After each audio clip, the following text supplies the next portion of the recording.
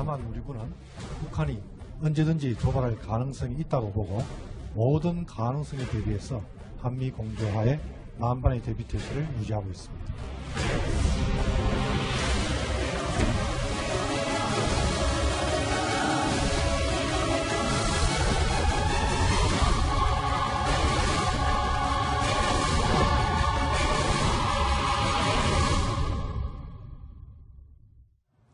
한반도 12월 위기설이 다시 고개를 서서히 드는 것 같습니다. 최근 미국의 싱크탱크인 CSIS가 북한이 다음 달이죠. 12월 25일 성탄절을 전후해서 추가 도발을 할 계획이다라고 예측을 했습니다. 왜 하필 이 시기를 언급한 건지 알아보겠습니다. 이지명 차장, 어떤 예측이 나오고 있습니까? 북한이 9월 15일 이후 지금까지 도발을 안 하고 있습니다. 2달 넘게 안 하고 있는 거죠. 네. 이건 어떻게 보면 문재인 정부 들어서 가장 오랫동안 북한이 지금 잠잠한 건데요. 지금 방금 얘기하신 것처럼 국제전략문제연구소 미국의 대표적인 싱크탱크입니다. CSIS는 미국의 지금까지, 북한의 지금까지 테러 패턴들을 빅데이터로 분석해 보니까 앞으로 14일에서 30일 이내에 가장 도발 가능성이 높다. 이렇게 네. 분석을 하고 있습니다. 그 분석한 기간을 보면 17일과, 그러니까 12월 17일이 있고 12월 30일이 있습니다. 네네. 지금 화면에 보시는 것처럼 17일은 바로 김정일 사망 6주기가 됩니다. 네. 그리고 30일은 김정은 최고사령관 추대 6주년입니다. 아하. 이 기간에 맞춰서 북한이 다시 도발을 할 것이다. 이렇게 지금 CSIS가 예측하고 있는 상황입니다. 네. 자, CSIS 진짜 말하자면 신뢰감이 있는 그런 싱크탱크인데 여기서 빅데이터 분석을 통해서 날짜를 예측을 했단 말입니다. 과거에도 이 날짜를 예측한 것 맞은 적이 있습니까? 신뢰도가 더 높은 그런 예측입니까? 어떻습니까? 네, CSIS는 네. 1962년도에 창설이 됐고 미국의 대표적인 싱크탱크입니다. 그리고 거기에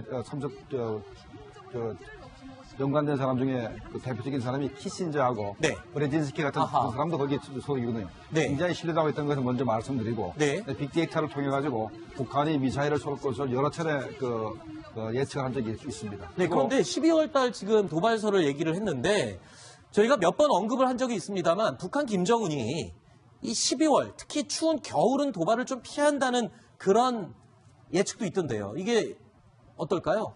그렇지 않다고 봐야 됩니다. 아, 그래요? 네.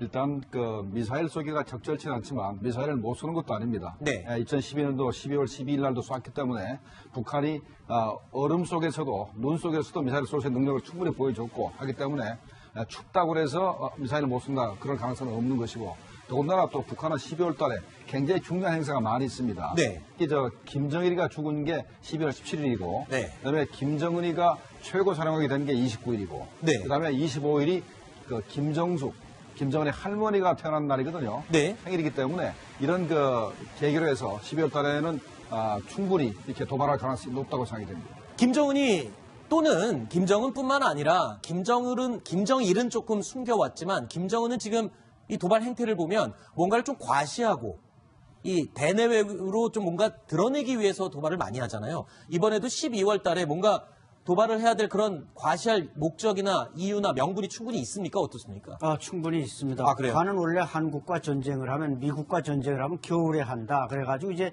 동계훈련 12월 1일 날에 시작되는 동계훈련을 하계훈련보다 더 중시하고 있고 그러니까 미군은 추위에 꼼짝 못한다. 그래서 우리는 싸우면 겨울에 싸워야 된다. 이런 입장을 가지고 훈련해 왔고 네. 이제 지적들을 하셨지만 이제 12월 17일은 김정일이 사망한 지 6주년이 되는 날 아니겠습니까? 네. 10주년이죠. 그래서 어떻게 보면은 김정일이가 아직 살아있었더라면 김정은은 후계자가 될 수가 없었습니다. 그렇죠. 또 김일성도 82세에 죽었는데 김정일은 그때 69세에 사망했단 말이죠. 네. 그래서 자기가 아버지가 일찍 죽음으로써 자기가 이제 등극을 했고 따라서 자기 아버지 사망일을 뭔가 좀 경축한다든지 뭔가 과시하기 위해서는 12월이 좋다 이렇게 생각한다면은 분노가 소위 솟구치는 12월 17일을 디데이로 삼을 가능성은 대단히 높습니다. 그렇군요. 북한이 현재 도발을 할 수밖에 없는 네. 상황을 설명을 하자 그러면 네. 숭따오 중국 특사요. 공산당 예. 대외연락부장이 북한에 와서 네. 미중 정상회담 결과를 또 전달을 했어요. 네. 그러면서 안보리 상임이사국으로서 중국이 북한에 대한 제재를 멈출 수가 없다. 네. 이런 얘기를 전달했지 않습니까? 예, 예. 거기에 김정은이 반발을 해서 송타를 안 만나줬습니다. 그랬죠. 여기에서 김정은이가 도발을 하지 않을 수 없는 명분이 하나 생겼고, 아하. 그다음에 9월 21일 날 자기가 전대무문에 도발을 하겠다고 분명히 자기 입으로 얘기를 했습니다. 네. 그래서 도발하지 않을 수도 없는 것이고. 네. 근데 그 도발의 그 양상은 뭐 몇 가지 있겠습니다만은 핵실험일지, 네. ICBM일지 모르겠습니다만은 어찌됐든 간에 네. 금년도 중으로 그렇게 도발할 만한 그런 명분이 충분히 추격됐다고 봅니다. 일단 김종국 실장님께서는 여러 번 반복을 했습니다. 김정은이 최고 존엄으로서 도발을 하겠다고 말을 해놨기 때문에 그 말을 지킬 수밖에 없다라는 게 첫 번째 명분이 될 것 같고요. 두 번째로 최근에 시진핑의 특사가 왔다 가면서 전해진 메시지 때문에 중국에 대한 반감 때문에라도 도발을 반드시 할 것이다. 하지만 어떤 형태가 될지는 아직 예측할 수 없다. 이런 얘기를 해주셨네요. 그런데 북한의 지금 움직임이 심상치가 않습니다. 2달 동안 조용히 했던 건 맞는데 2달 동안 조용히 하던 북한이 다른 움직임은 없었는데 이상한 암호 메시지를 보냈다고요. 근데 그 암호 메시지 내용이 해피 땡스기빙 아메리카예요. 그러니까 미국의 추수감사절 인사를 암호로 보냈다고요? 이게 무슨 말입니까? 그렇습니다. 인터내셔널 비즈니스 타임즈가 보도한 내용인데요. 인공위성 분석 업체인 스트래티직 센티널에서 받은 그 북한 라디오 방송으로 받은 암호를 이 아까 얘기했던 스트래티직 센티널에서 분석을 해보니까 네. 얘기한 것처럼 해피 땡스기빙 아메리카 이런 암호문을 보내왔다. 해독을 했더니 북한 라디오 방송에서 그런 암호명을 보내왔다는 내용입니다. 네. 보면서 진짜 이게 무슨 의미인가. 그래서 네. 보면 지금 북한이 미국을 향해서 그러니까 지금 평화를 누리고 있어라. 네. 언젠가 도발할 거다. 이런 아하. 경고를 보낸 것인지 아니면 일종의 조롱을 한 것인지 잘 모르겠지만 어쨌든 잠잠했던 북한이 분명히 움직이고 있다. 이런 건 틀림없는 사실인 것 같습니다. 땡스기빙 데이라고 하면은 추수감사절입니다. 우리나라로 치면은 추석과 비슷한데 시기는 좀 늦습니다. 그래서 지난주 11월 23일이 미국의 땡스기빙 데이였습니다. 그런데 바로 그 시기에 맞춰서 이 암호문이 날아갔다는 거거든요. 근데 이 암호를 해독했더니 해피 땡스기빙 아메리카. 뭔가 이재명 차장 말처럼 미국을 향해서 조롱을 하거나 아니면 도발을 암시하는 그런 메시지일까요? 네, 아주 그렇게 보는 게 맞을 것 같습니다. 아, 그래요? 자, 북한이 평양방송이라는 그 방송이 있습니다만 이거는 조선중앙방송하고 다릅니다. 평양방송은 북한 주민들은 들을 수가 없고 우리 국민들을 향해서 하든가 아니면 해외를 향해서 송출하는데 주파수를 여러 개를 씁니다. 또 주파수 여러 개 쓰는데 그중에서 6,400kHz는 일반 라디오는 거의 들을 수가 없습니다. 네. 단파 라디오는 아주 큰 라디오가 아니면 들을 수가 없는 그런 네. 주파수인데 그 주파수는 평소에는 평양방송을 그냥 송출하다가 저 순간에만 그거를 이제 그 평양방송 송출을 중지하고 암호를 내보냈지 않습니까? 네. 암호를 내보냈는데 그러면은 전 세계에 있는 바로 평양방송을 청취하고 있는 종북 인사라든가 네. 북한과 연계된 사람들이 그걸 들었을 겁니다. 아하. 그러면 그걸 암호로 해독해서 그게 해피 땡스기빙 아메리카라고 했다는 얘기는 뭔가 지령이 담긴 메시지일 그렇죠. 수 있겠군요. 뭔가 미국을 향해서 어떤 도발이든가 어떤 조치를 취하겠다는 의미이기 때문에 네. 그것이 뭔지가 우리가 또 분석해 볼 필요가 있습니다. 옛 국정원 출신 김정복 실장께서 이렇게 해석을 해주셨는데 실제로 북한에서 보내는 암호에 대해서 잘 이해하고 계시는 안찬일 소장님은 어떻습니까? 지금 이 예측이 맞습니까? 라디오를 통해서 실제로 어떤 지령 내지는 도발에 대한 신호를 라디오 주파수로 보냈을 가능성이 있나요, 북한이? 그렇죠. 과거에도 그런 사례가 있었고. 아, 그래요? 북한이 한 2달 동안 그 난수 방송을 중단했다가 네. 이렇게 뭔가 이상한 해피 땡스기빙 아메리카는 결국 앞에 해피자는 이게 조롱하는 게 아닌가. 그냥 네. 배드 땡스기빙 아메리카인데 이걸 조롱해서 이렇게 암호 문자로 날리고 우리가 곧 뭔가 보여줄 것이다 하는 것을 암시하는 것 같고 네. 그래서 더 중요한 것은 북한이 이제 크리스마스를 중요시하는데 아까도 좀 얘기들이 됐지만 크리스마스라는 게 미국에서는 어떻게 보면 최고 땡스기빙 데이 못지않게 최고 명절이고 연휴 기간이 길고 그때 뭐 박앤세일이 진행되고 여러 가지 축제가 벌어지니까 네. 북한은 뭔가 미국이 허점이 있을 때 항상 시간적으로도 미국이 그 심야 때 꼭 핵무기를 쏘고 새벽에 그러지 않습니까? 네네. 그렇기 때문에 이 해피 그 땡스기빙 아메리카는 북한이 뭔가 역설적으로 미국에 아하. 대해서 암시하는 뭔가 우리가 큰 거 한번 보여주겠다. 네. 이런 그 메시지라고 저는 생각이 듭니다. 자, 전 세계가 축제 분위기에서 흥청되고 그리고 미국 전역이 크리스마스, 성탄절 분위기를 만끽하고 있을 때 그때 도발을 할 가능성이 있다. 글쎄요. 이거 마치 무슨 테러 영화에나 나옴직한 그런 시나리오와 비슷해 보이는데 실제로 북한이 평양 방송, 아까 김정근 실장께서 말씀하신 6,400kHz 대 일반 방송에서는 잘 쓰지 않은 주파수 대역이라고 그랬는데 이 평양 방송 주파수 대역에서 뭔가 메시지가 날아갔을 때는 주로 도발이 일어났다. 이번에도 이 징크스 또는 이 법칙 또는 저런 행태의 반복이 될지 굉장히 걱정이 되는군요.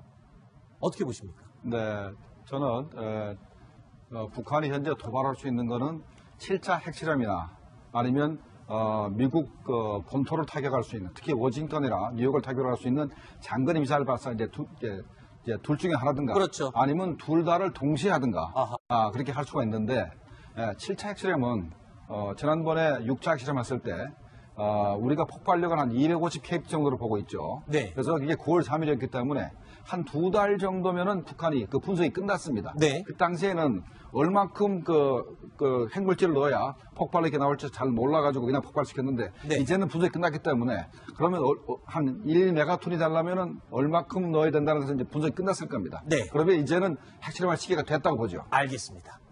바로 실장님께서 얘기하신 이 내용이요. 요 다음에 준비된 내용으로 있습니다. 그 내용 이어가 보겠습니다. 확인해 보시죠.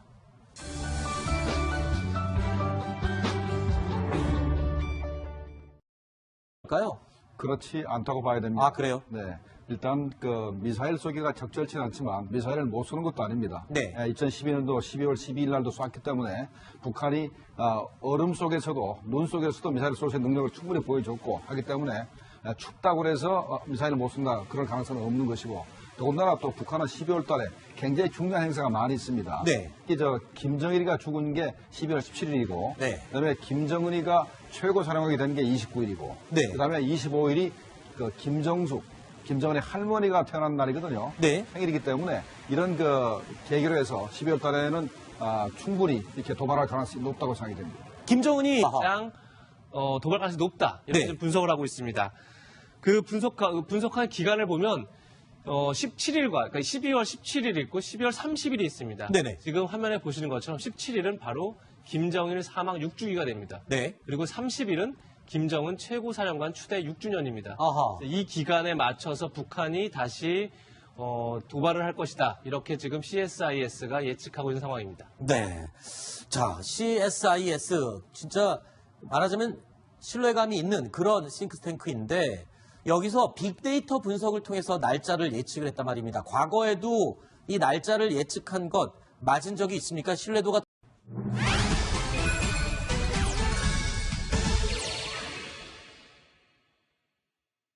다만 우리 군은 북한이 언제든지 도발할 가능성이 있다고 보고 모든 가능성에 대비해서 한미 공조하에 만반의 대비 태세를 유지하고 있습니다.